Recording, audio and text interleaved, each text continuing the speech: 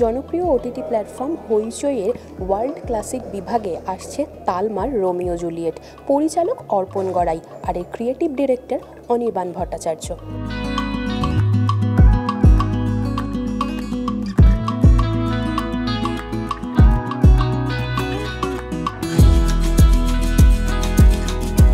জলপাইগুড়িতে তালমা বলে যে জায়গাটি রয়েছে সেখানকার গল্প সবথেকে ইন্টারেস্টিং হচ্ছে তালমার একটা ডায়ালেক্ট রয়েছে যেটা বাংলায় কিন্তু ডায়ালেক্ট, এবং সেটা শুনতে ভীষণ মিষ্টি লাগে। তো দুইবার এই ডায়ালেক্টটাকে ধরে স্ক্রিপ্টটা লিখেছেন এবং অর্পণ সেই সিরিজটা ডিরেক্ট করেছে। এবং আমরা খুব সৌভাগ্যবান যে আমরা ক্রিয়েটিভ ডিরেক্টর হিসেবে অনির্বাণ ভট্টাচার্যকে পেয়েছি। তো এই গল্পে মূলত যে মূল গল্পে যেরকম মন্টেগু পরিবার এবং ক্যাপুলেট পরিবার ছিল, এখানেও মন্টেগু পরিবার রয়েছে এবং সেখানে যিনি হচ্ছেন বলা যাচ্ছে যে প্যাট্রিয়ার্ক, সেই লোকটির চরিত্রে অভিনয় আমি করছি, রোমিওর বাবা। এবার গল্পটা তো অনেকেরই জানা, কিন্তু গল্পটা কিভাবে গেছে এই ইন্ডিয়ানাইজ করার পর এবং বিশেষ করে আধুনিক সময় ফেলার পর, সেইটা ভীষণ ইন্টারেস্টিং। আমার মনে হয় সবার খুব ভালো লাগবে। এটা শুধু রোমিও জুলিয়েটের গল্প বলে নয়, অভিনেতা হিসেবে এটা আমার কাছে স্পেশাল এই কারণে যে এটার ক্রিয়েটিভ ডিরেক্টর অনির্বাণ ভট্টাচার্য এবং অর্পণের এটা প্রথম কাজ।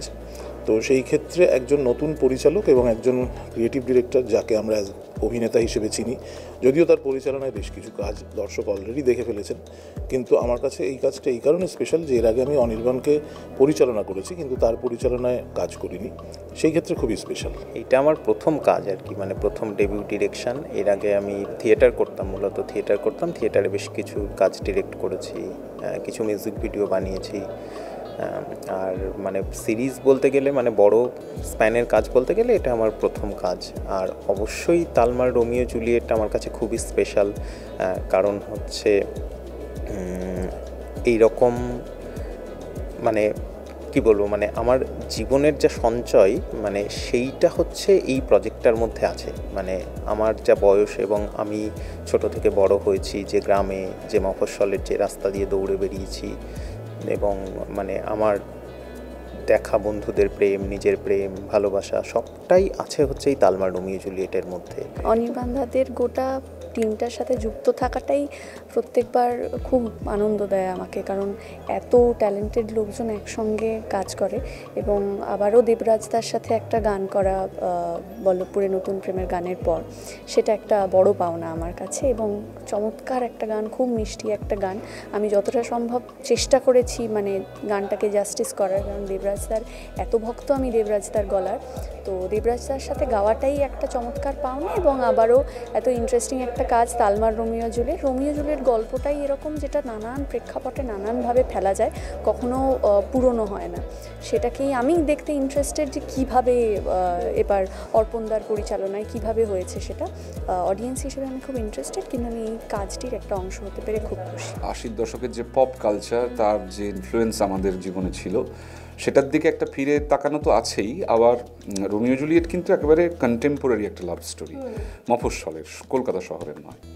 তো সেই জায়গা থেকে মিক্স অ্যান্ড ম্যাচ, দুটোই আছে। একটা এখনও মফস্বলে গেলে একটা 80s 90s যে একটা ছোঁয়া, আর আধুনিকতারও ছোঁয়া, দুটো যে মিলেমিশে আছে রোমিও জুলিয়েট, সেরকম দুটোই মিলেমিশে আছে, যেহেতু বিভিন্ন টাইম ফ্রেমের মানুষ এখানে আছেন। অর্পণের নির্দেশনায়, দুর্বারের লেখায় নতুন ফ্রেশ জুটি দেবদত্ত হিয়া, তালমার রোমিও জুলিয়েট। আমি নিজেও অভিনয় করেছি, জয়দীপদা, কমলদার মতো সিনিয়র অ্যাক্টর অভিনয় করেছেন, আমার সঙ্গে অনুজয় অভিনয় করেছেন, পায়েল অভিনয় করেছেন। আপনারা সকলে দেখলে আমাদের পরিশ্রম সার্থক। শেক্সপিয়ার কখনো পুরনো হবে না, রবীন্দ্রনাথ পুরনো হবে না, শেক্সপিয়ার পুরনো হবে না। আর যারা প্রেমের গল্প ভালোবাসে তাদের কাছে তো কোনো দিনই কোনো কিছুই পুরনো হবে না।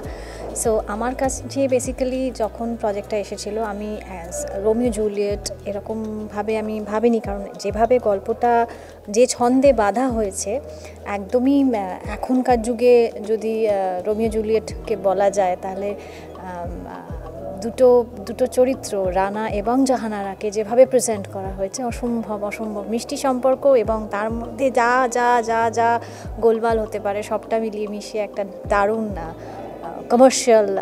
Commercialised item. রোমিও জুলিয়েট একদম চিরন্তন প্রেমের আখ্যান, সেই জায়গায় খুব স্বাভাবিকভাবে তার গান প্রেম ধর্মী হবে, সেটা খুব স্বাভাবিক, এবং দুঃখ ধর্মী, দুটোই আছে। আমরা দুটোই এক্সপ্লোর করার চেষ্টা করেছি আমাদের সিরিজে 7খানা গান দিয়ে। 7খানা গানের মধ্যে অবশ্য দুটো ভার্সন আছে আলাদা আলাদা, একটা গানের একটা স্যাড ভার্সন আছে। তো সমস্তটা মিলিয়েই জানি না, আমি নিজেই খুব এক্সাইটেড, কারণ প্রথম গান রিলিজ হয়েছে, তারপরে লোকজন এত ভালোবাসা জানিয়েছে, তাতে করে মানে ফিঙ্গার্স ক্রসড, দেখা যাক কি হয়। আমার মনে হচ্ছে যে ভালোই লাগবে লোকজনের। এটা আমি কাজ করেছি হইচইতে, তো এক্সপিরিয়েন্স ইজ আউটস্ট্যান্ডিং, খুব ভালো লাগছে। সবার এত সাপোর্ট, অনির্বাণ অর্পণ এতটাই মানে ভালো করে সব কিছু রেডি করে দিচ্ছে, মানে খুব ভালো।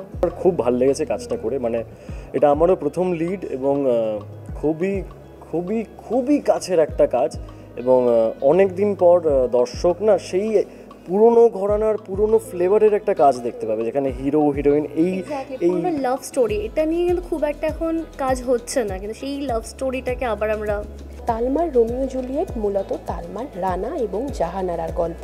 রানা এবং জাহানারার চরিত্রে অভিনয় করেছেন দেবদত্ত এবং হিয়া। এছাড়াও এখানে অভিনয় করেছেন কমলেশ্বর মুখোপাধ্যায়, জয়দীপ মুখোপাধ্যায় এবং অনির্বাণ ভট্টাচার্য। এরকম আরও বিভিন্ন আপডেটের জন্য অবশ্যই চোখ রাখুন আর্টেজ টিভি এইচডির পর্দায়।